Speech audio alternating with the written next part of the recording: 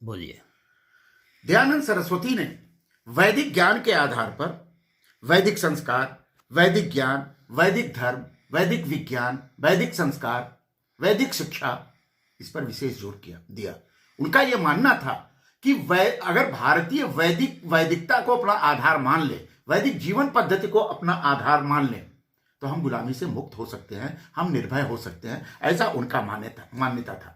वेद के आधार पर उनकी व्याख्याएं अनेक हैं, उनकी टीकाएं अनेक हैं। हम इस पर विशेष रूप से नहीं जाते। हमको सामाजिक और राजनीतिक अध्ययन के रूप में बात करना है।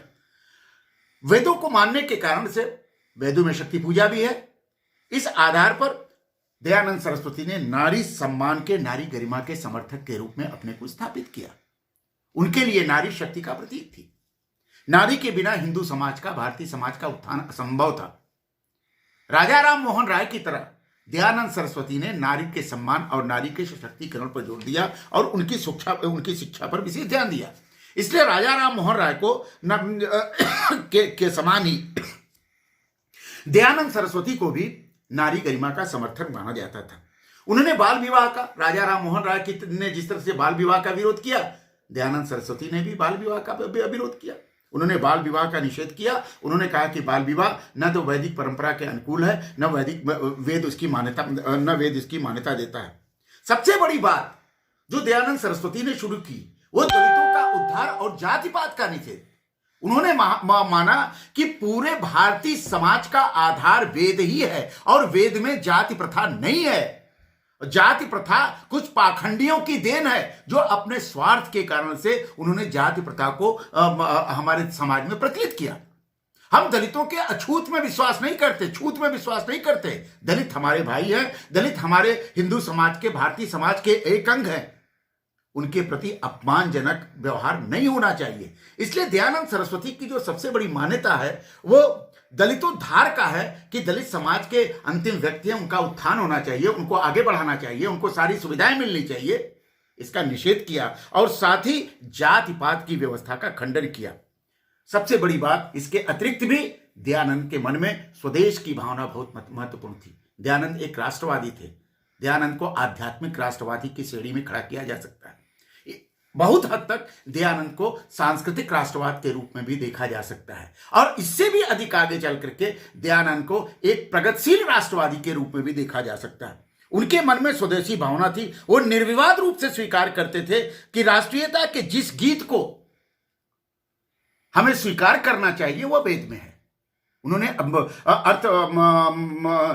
अर्थ सूक्त के, ऋग्वेद के अर्थ सूक्त को व्याख्या किया जिसमें पृथ्वी को मां माना गया। मतलब भारत मां है, पृथ्वी मां है तो हमारा देश भी मां है।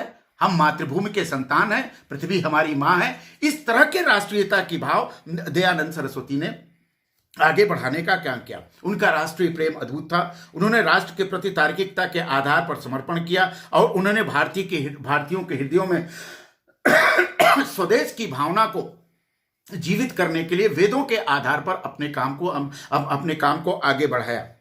दयानंद का राष्ट्रवाद या दयानंद का राष्ट्रीय प्रेम इतना उच्छल था, इतनी ऊंचाई पर था कि उन्होंने वेद को आधार बना। मतलब इसका मतलब हुआ कि अगर दयानंद को मान लिया जाए तो इसका अर्थ हुआ कि भारतीय राष्ट्रवाद का उद्गम स्थल वेद है।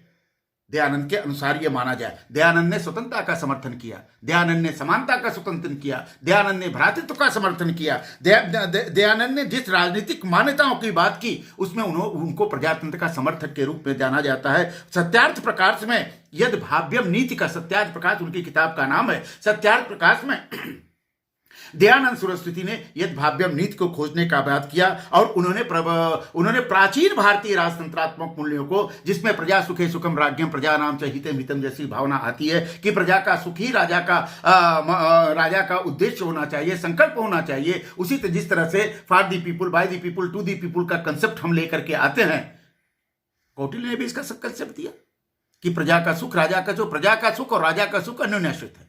यही तो बात है। लोकतंत्र की यही परिभाषा है। प्रजा के सुख के अतिरिक्त राजा का कोई अस्तित्व ही नहीं है, राज्य का कोई आधार ही नहीं है। इस आधार पर दयानंद सरस्वती ने इस मान्यता को माना। कौटिल्य के इस मान्यता को मान करके उन्होंने सेना की बात की, उन्होंने प्रशासन की बात की, उन्होंने योजनाओं की बात की, उन्होंने राष्ट्रीय आधार पर राष्ट्रीय आधार पर उन्होंने राष्ट्र को सशक्त करने का प्रयास किया। वो यूरोप के राष्ट्रवाद के विरोधी थे। यूरोप का राष्ट्रवाद अंध राष्ट्रवाद है, भारत का राष्ट्रवाद उदार राष्ट्रवाद है।